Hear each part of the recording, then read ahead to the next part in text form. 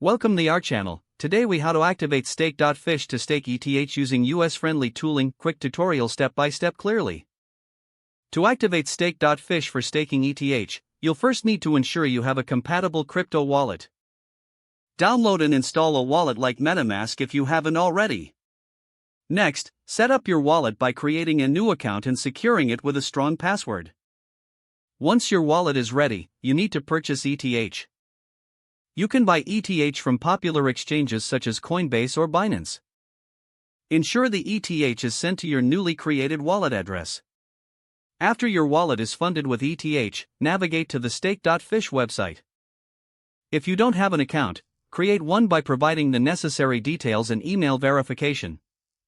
Log into your Stake.fish account using your credentials. On the dashboard, locate the staking section for ETH. Select the amount of ETH you wish to stake and review the associated staking parameters. Next, follow the prompts to authorize the transaction from your wallet.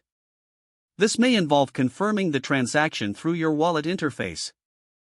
Once confirmed, your ETH will be staked, and you should see it reflected in your Stake.fish dashboard. Keep track of your staking rewards and any updates from the Stake.fish platform. You can also explore additional features and staking options available on the site. Remember to secure your wallet and account details to protect your assets. If the page does not load, refresh the browser or try again in a private or incognito window. Make sure you are using the correct email address, then retype it carefully to avoid small typos. If your password is not accepted, use the reset option and create a new strong password you can remember. Check your spam folder for verification or security emails, then complete any requested confirmation steps.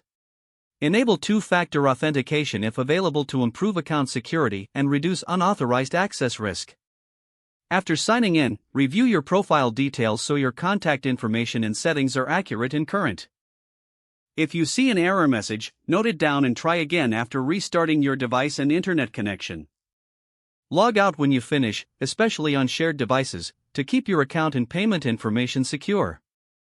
If the page does not load, refresh the browser or try again in a private or incognito window. Make sure you are using the correct email address, then retype it carefully to avoid small typos. If your password is not accepted, use the reset option and create a new strong password you can remember. Don't forget to like this video and subscribe to our channel for more step-by-step tech guides.